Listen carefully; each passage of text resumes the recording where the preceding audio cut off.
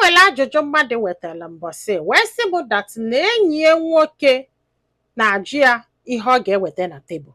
Ịghọtara na so mgbe ị na-achọ ihe ga-eji wee jụ dịsa ajụjụ wee na-scroll through the Facebook wee fụ onye jụgo dị ajụjụ already wee were wee repost onye na my destiny is just a picture.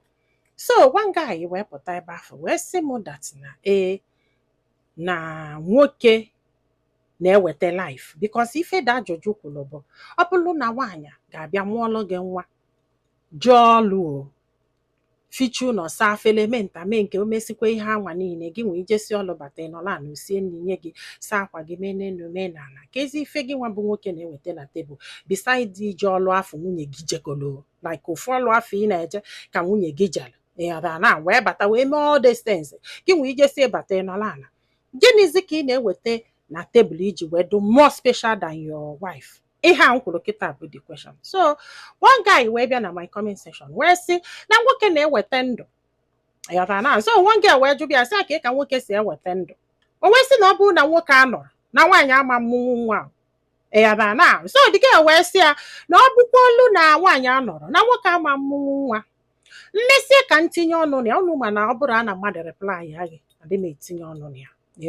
Because I respect people's opinion. So etinyere m ọnụ na ya wee mesịa wee gaa na my dear. One guy wee bịa ebe ahụ wee babala m mba sị m kedu ife nji akọ dị akụkọ na nsị ọ bụrụ na nwoke lụsa ife nwa nwaanyị amesị nna amesị ibie na nwoke ga-abụrịrị nwoke nkịtị dodo. Ọ nọgidedekwa ọzọ sị m na ewerigo nwoke na nwaanyị ama mmụnwụ nwa nkịtị dodo. Ọ sị na ụmụ nwaanyị dị yuzule nke nwa na ewerigo nwa na o nwere ife eji ụmụ nwaanyị eme na ife ụmụ nwaanyị kwesịrị ime bụ gịnị ọ bụrụ na mfabata mụsịala gị nwa fa pala ekwensu ha n'isi wee jebe. So igbo wee wuo m wee chebe destin. O nwee ife m chọrọ ịgwa unu. O nwere certain things m ekwesịrị ị na-ekwu maka na o nwere ike ịbụ ụfọdụ isi. This very guy na-abịa agwa m na nwaanyị nwere ike ịmụ nwa without nwoke. Achọbụrụ m ikwu ya mana nwaanyị nwere ike ịmụ nwa without nwoke. Ọ dị very possible and I'm sure na ọdụkwugo possible na Nigeria. Ọkwa very very possible. Ịghọta ife na-agwa gị na ife mejiri aka ụdị akụkọ ọbụla nwatakịrị ọbụla n'idile nne na nne ya to raise them. Oh yes, ịghọta ebe m na-eje maka na nwoke rezie nwa sọsọ ya ọ side chicken ya ma ọ bụ nwaanyị nke bụ ọkọ ha hapụrụ nwa afọ o welie kpụọ isi ya o welie wee gwọ ike.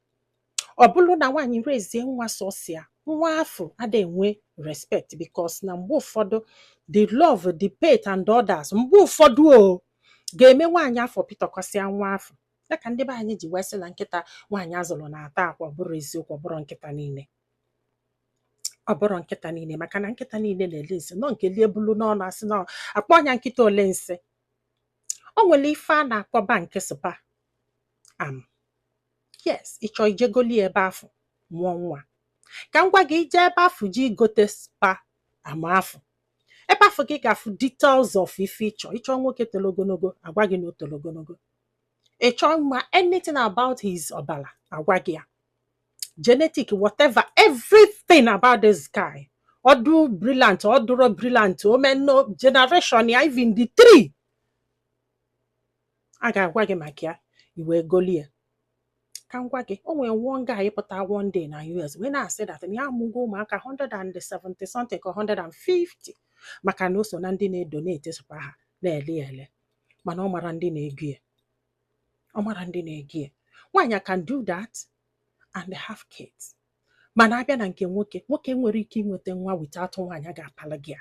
So ife nwere ike igote n'afịa bụ akpa nwa maka na nwaanyị ọbụla ikwuru ụgwọ bụ soro gị. That's why eji wee nweta soro gị. Ọ gịnị ya na-abụ mụrụ nwa afọ ọ mmadụ kpali ya na ime osomọ ya mana nwoke igote spia mara gị ọ mara ebe isi ọfụrụ ọmadị ọ ga-afụ nwa ọma mmadụ. So don't say that. Anwa na anwa kwuo onye ịghọtago and ajụjụ afọ abụrụ m nwa jụrụ ya nọ mmadụ jụrụ m dị ajụjụ njụọ abịghị na.